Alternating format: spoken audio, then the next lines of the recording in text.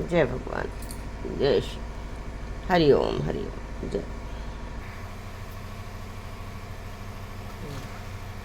कल हमने सेकंड पढ़ा था, अब आज है कि संबंध। धृतराष्ट्र ने जो प्रश्न किया है उसका संबंध क्या है, तो संबंध के प्रश्न का उत्तर संजय अब आगे दे रहे हैं। तो उसके उत्तर ये है, प्रश्न है कि संजय बोले, संजय क्या बोले। संजय ने प्रश्न किया, उस समय ब्रजव्यूह से खड़ी हुई पांडव सेना को देखकर राजा दुर्योधन द्रोणाचार्य के पास जाकर ये वचन बोला। क्या वचन बोला, कह रहे क्या वचन बोला, तो ये वचन बोला था, ये वचन बोला, उसकी व्याख्या है, तदा जिस समय दोनों सेनाएं युद्ध के लिए खड़ी हुई थी उस समय की बात संजय यहाँ तदा पद से कहते हैं। कारण है कि धृतराष्ट्र का प्रश्न युद्ध की इच्छा वाले मेरे और पांडव के पुत्रों का क्या किया विषय की सुनने के लिए ही है। तो धृतराष्ट्र ने अपने और पांडवों पुत्रों की विषय से पूछा, अतः संजय भी अपने धृतराष्ट्र के पुत्रों की बात बताने के लिए यहाँ तू पद का प्रयोग करते हैं।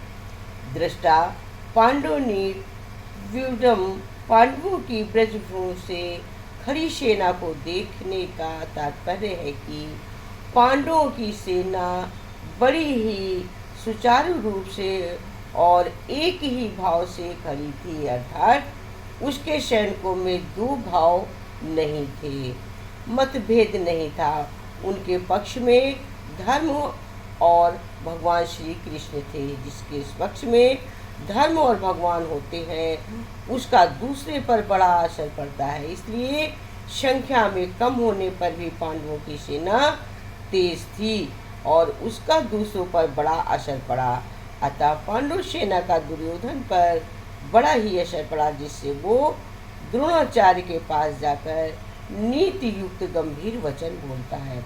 तो क्या बोला राजा दुर्योधन से? दुर्योधन को राजा कहने का तात्पर्य है कि धृतराष्ट्र सबसे अधिक अपनापन दुर्योधन से ही था। परंपरा दृष्टि से भी युवराज दुर्योधन ही था। राज्य के सब कार्यों की देखभाल दुर्योधन ही करता था। धृतराष्ट्र नाम के नामरात्र के राजा थे। युद्ध होने में भी मुख्य हेतु दुर्योधन ही था। इन सभी कारणों से सज्जन ने दुर्योधन के लिए राजा शब्द का प्रयोग किया है। आचार्य द्रोणाचार्य के पास जाने में मुख्यतः तीन कारण मालूम होते हैं। पहला कारण है अपना स्वार्थ सिद्ध करने के लिए, अर्थात द्रोणाचार्य भीतर पांडवों के प्रति द्वेष पैदा करके अपने को पक्ष में विशिष्ट करने के लिए दुर्योधन द्रोणाचार्य के पास गया। नंबर 2 है व्यवहार में गुरु के नाते आदर देने के लिए भी द्रोणाचार्य पास जाना उचित था।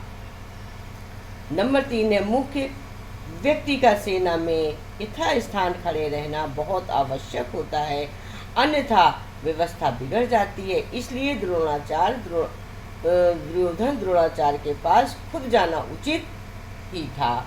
यहाँ बहुत शंका हो जाती है कि दुर्योधन तो पितामह भीष्म के पास जाना चाहिए था, जो कि सेनापति थे, पर दुर्योधन गुरु द्रोणाचार्य के पास ही क्यों गया? इसका समाधान ये है कि द्रोण और भीष्म दोनों उभय पक्षपाती थे, अर्थात वे कौरव और पांडव दोनों का पक्ष रखते थे। उन दोनों की द्रोणाचार्य को ज़्यादा राजी करना था, क्योंकि द्रोणाचार्य के साथ दुर्योधन गुरु के नाते तो स्नेह था, पर कुटुंब के नाते स्नेह नहीं था, और अर्जुन पर द्रोणाचार्य की विशेष कृपा थी। अतः उनकी राजी करने के लिए दुर्योधन के पास जाना ही उचित था। व्यवहार में भी वो देखा जाता है कि जिसके पास स्नेह नहीं है उसके पास स्वार्थ सिद्ध करने के लिए मनुष्य अपने से ज़्यादा आदर देकर राजी करता है। दुर्योधन, उसमें ये विश्वास था कि भीष्म जी तो हमारे दादाजी हैं, अतः उसके पास न जाऊं तो भी कोई बात नहीं है। न जाने से अगर नाराज भी हो जाएंगे तो मैं किसी तरह से उनको राजी कर लूँगा। कारण है कि पितामह भीम के साथ दुर्योधन का कौटुक संबंध और स्नेह ही भीष्म की उनके साथ कौटुक संबंध और स्नेह था। इसलिए भीष्म जी ने दुर्योधन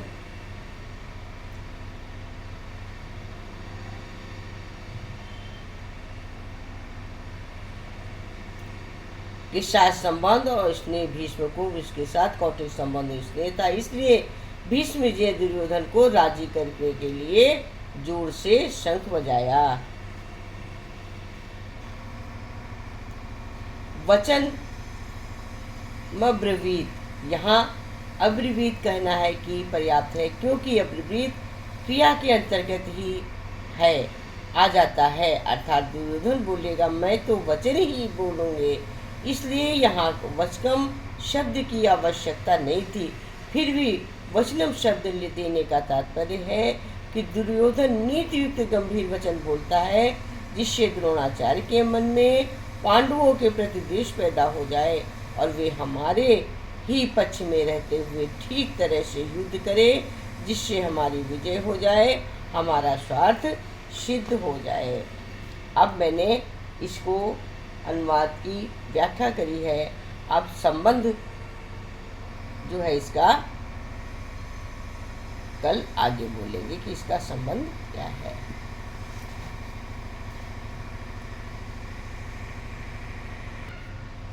हरि ओम तत्सत, हरि ओम तत्सत।